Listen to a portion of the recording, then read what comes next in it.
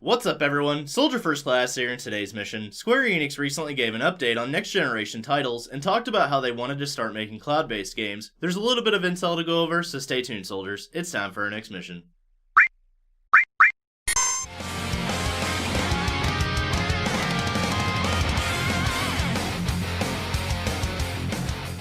In a recent New Year's letter, Square Enix president Yosuke Matsuda discussed the next generation of gaming. He spoke highly of the progress that Square was making on projects that are scheduled to come out for the next generation of hardware. This means projects like Final Fantasy VII Remake's Part 2 and the potential Final Fantasy XVI. We already know there's a large amount of projects that they have scheduled, so it's nice to get at least a small update on those. Currently, they have a new Kingdom Hearts in development, a new title from Final Fantasy XIV director Naoki Yoshida, and a PS5 project being developed from Luminous Productions. We also got confirmation that they are currently working on Dragon Quest XII, which will launch in the next generation. And then Tetsuya Nomura confirmed that Part 2 of Final Fantasy VII Remake is already in full development. Babylon's Fall was also given some spotlight on a recent state of play, with more information to come this summer, so needless to say, Square Enix has a stacked lineup for the foreseeable future, from old franchises to new ones. The other interesting part of this article is where he talks about cloud-based games. Square Enix and cloud gaming have a history together, and it's not exactly a good one. In 2013, then-President Yoichi Wada stepped down to begin Shinra Technologies, a cloud-based affiliate of Square Enix.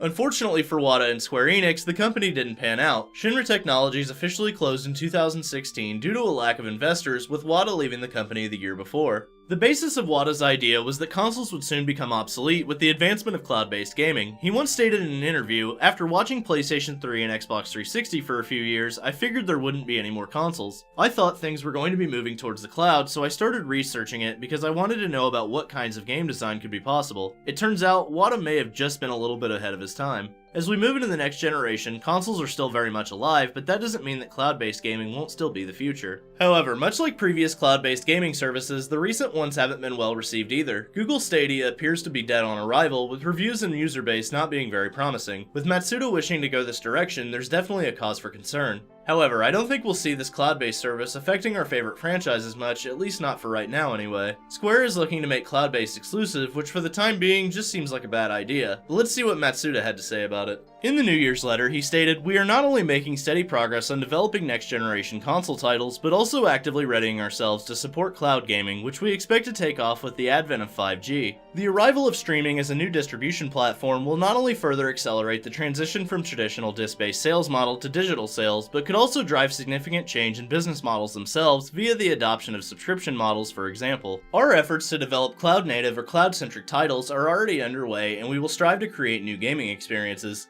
We naturally face a mountain of challenges, including technological hurdles that must be overcome and issues with telecommunications costs. However, we have no doubt that cloud gaming will represent a major trend over the next 5 years. Square is already putting games on cloud-based services like Stadia, with Final Fantasy XV becoming a launch title for the platform. Final Fantasy XV Stadia featured all the DLC episodes, the Royal Pack, standalone multiplayer game Comrades, and Stadia-exclusive DLC. Square apparently wants to continue this trend heading into the next generation. With internet speeds and Wi-Fi capabilities increasing rapidly, cloud-based gaming isn't as far away as it used to be. 5G technology is just on the horizon, and it brings with it some massive improvements. It will feature bigger channels to speed up data, lower latency for more responsiveness, and will allow the connection of a lot more devices at once than previously possible. This will surely be the improvement in technology that cloud-based gaming needs to really get off the ground. Honestly, I think Shinra Technologies suffered from being way ahead of its time, and may have found success if it hadn't been too early in the cloud-based gaming lifetime. Wada left the company in 2015, but his ideas have apparently still stuck around. Hopefully Square Enix will have a better plan going forward for the cloud-based gaming platform this time around. We might even see games like Final Fantasy VII Remake making their way to cloud-based gaming platforms after the timed exclusivity runs out. I don't think we have to worry about major franchises getting mainline entry exclusives on cloud-based platforms. Granted, in the future, cloud-based gaming may become bigger than console gaming, although this is something I highly doubt will happen anytime soon. I'm not a huge fan of games as a service, as I'm in the camp that likes physically owning my games. Subscription-based gaming takes that ownership out of the player's hands, and that's why I think cloud-based gaming hasn't really taken off yet. It's also interesting as a side note that the father of Final Fantasy, Hironobu Sakaguchi, is currently working with Apple Arcade. His new project, Fantasia, is an RPG that will be on the Apple Arcade platform, but doesn't yet have a release date.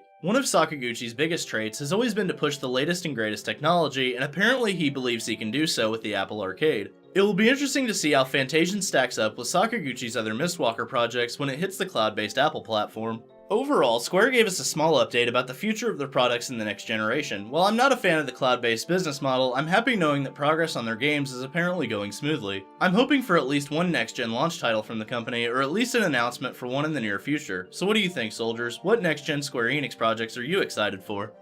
Thanks for watching, and don't forget to omni-slash that like button. Let me know in the comments section below what franchises you look forward to seeing in the next generation. Subscribe to the channel, and ring that notification bell to join the ranks of Soldier today. And for all the latest Square Enix news, rumors, and trailers, I'm Soldier First Class, and I'm on to the next mission.